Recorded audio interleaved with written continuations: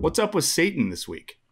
Oh, so Satan's having a great week. I don't know if you know about Satan, but he was like the right hand of God, was pissed about it, and was like, actually, I'm in charge. And Come then on, this God is this cast is him out. Easter week, Alec. This is Uh, the bit's going too far. I'm offended. Lil Nas X, Old Town Road guy, put out a song called "Montero, Call Me by Your Name." I think Old Town Road is better. That's fine. We're not here to talk about whether or not you like the song. We're here to talk about I the satanic panic that it caused. I thought, in 2021 we were done. I thought, I was growing up, there was Harry Potter is satanic, there was Dungeons and Dragons is satanic, heavy metal, people are going to start drinking the blood of children. And I thought we were done with that, but apparently we're not.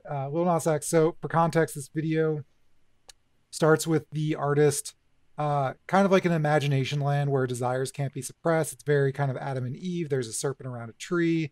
He goes maybe up to heaven, but then gets cast down to hell and bottoms for Satan, which is cool.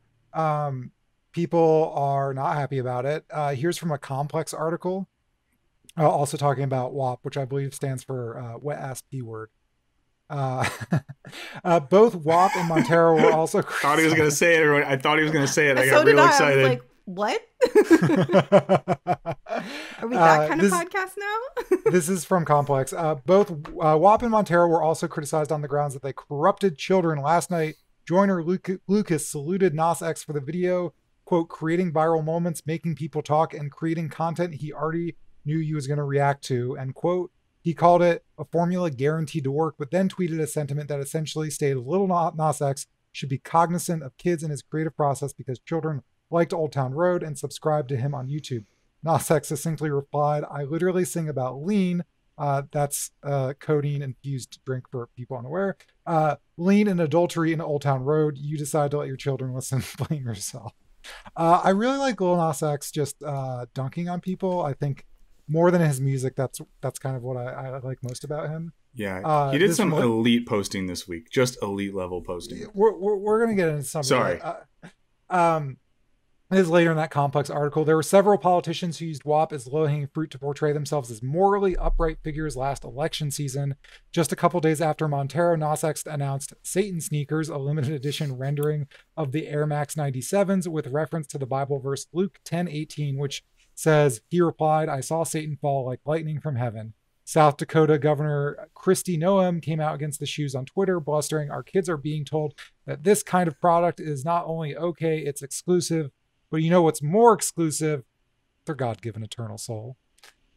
Wait, is that what the governor actually said, or is that you adding a Yes. riff on the end? Wow. No, that's what an actual politician said.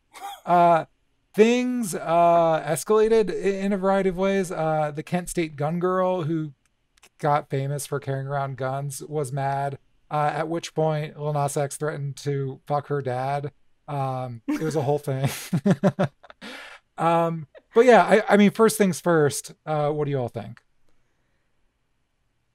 I think there's a significant amount of drama about shoes and a song when I don't really see the big deal. Like it's just a pair of shoes and it's just a song. Yeah. Yeah, like the thing too is the one bummer is no one's really talking about the song and if it's good or not. It's more about this viral moment, which is fine. I get that, like that's a part of it. But yeah, it's just like who cares? When I was a kid, well, let me age myself here. I mean, like Marilyn Manson did tons of crazy shit and was on MTV all the time and was a huge part of culture. Like tons of music that happened to be created by people that don't look like Lil Nas X in the 90s dealt with like satanic and dark and occult themes. So it's like whatever. That's always been a part of culture. And even in like the medieval and Renaissance eras, there was art that represented this type of stuff. So it's not like the dude invented Satan.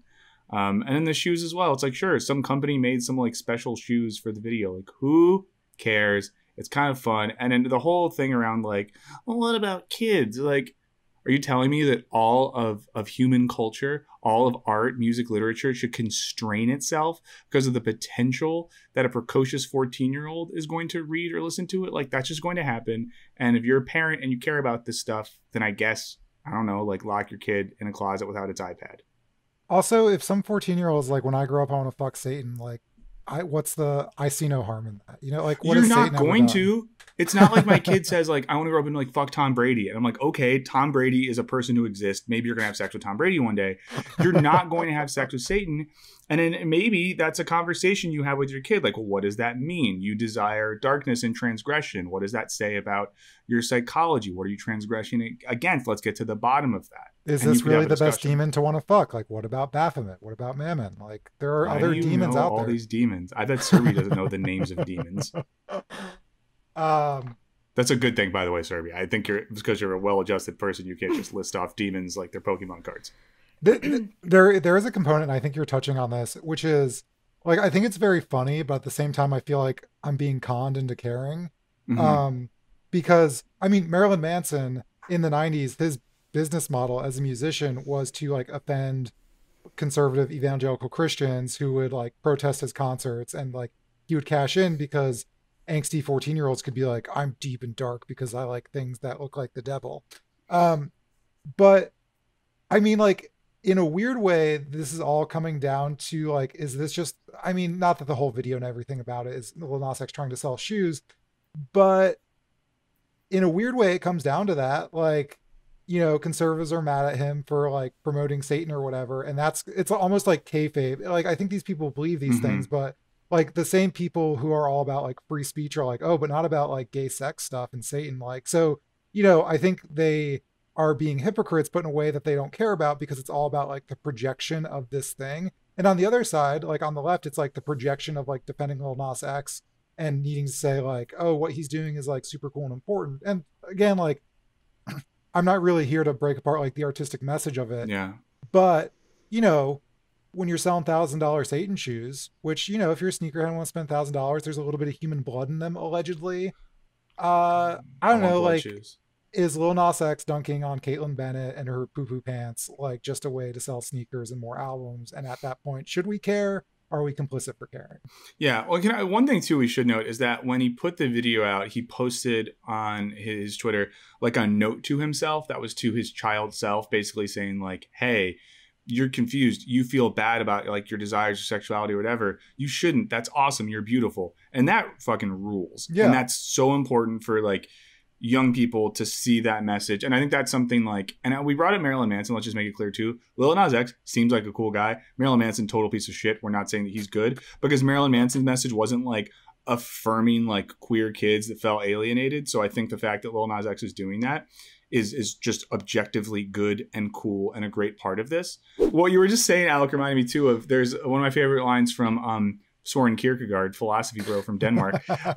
He talks about this thing in his culture. He's like, people used to relate to ideas with thought and passion. Now everything is advertising and publicity. And I do think that is my cynical take on this whole thing, that like there's a good message attached to it, but how much of the rollout of the song and video is about an attempt at art and how much about it is just advertising and publicity and riling up, you know, social media fuel or social media energy without an artistic product at the center of it. And maybe me saying product was indicative of the problem here.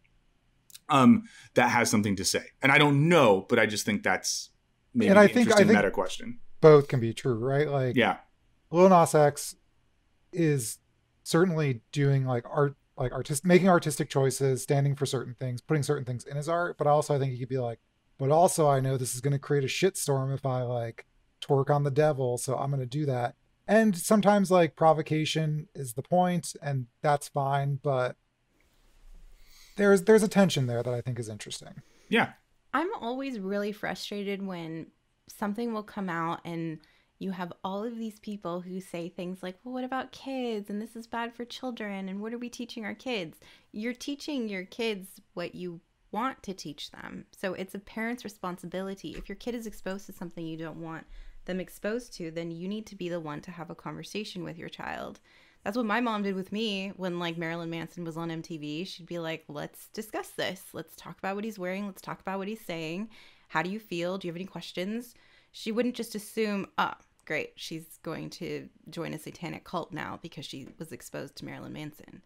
Yeah. And I think there's like this big burden that's placed on like people other than a family unit. Yeah. It's also funny, like a lot of you know, there was this panic in the 90s about music. There's always been a panic about corrupting things. And I think we lose sight of the like historical nature. But in the moment that like Tipper Gore was freaking out about like rap music, like I was in the car on the radio listening to Afternoon Delight, which is about fucking during the afternoon. And like on one end, it's just like kids don't, I mean, I think like a kid seeing Lil Nas X dancing on the devil probably doesn't understand most of the context in the same way I didn't understand Afternoon Delight was about fucking. In the same way that like a parent of mine got really upset that I was listening to the band Orgy. I literally did not know what the word orgy meant until he got mad about it. And so it's all stupid. I think we're at a point where I would have hoped that like the culture wars would have mellowed out, and they've just gotten worse and more stratified, but whatever, you know, because the people that are mad at Lil Nas X probably listen to really bad music. You know, like they probably are not experiencing like cool art. Like they're going on Pure Flix. They're listening to like cassette tapes of Amy Grant from 1998. Are they listening to Chet Hanks? No, Chet Hayes is for the people, but I've never listened to a Chet Hayes song, and I won't, because I want to like let myself believe that it's good. But we're not talking about White Boy Summer right now, so I don't want to ruin the Lil Nas X conversation and dilute it with Chet Hayes. But I don't know. And the thing is, too, is like this is all going to blow over in 2 days. So I think the interesting thing will be, I don't know, maybe this is me getting off topic a little bit. I'm just curious to see what happens with Lil Nas X as a musician, right? He had this huge song, Old Town Road. His next single was called Panini. And while I love a heated pressed sandwich, that one didn't really do numbers.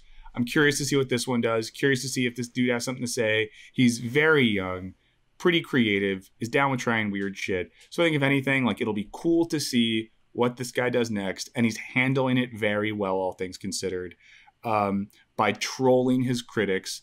And I think being confident that he has something to say and has every right to say it, which I think is great.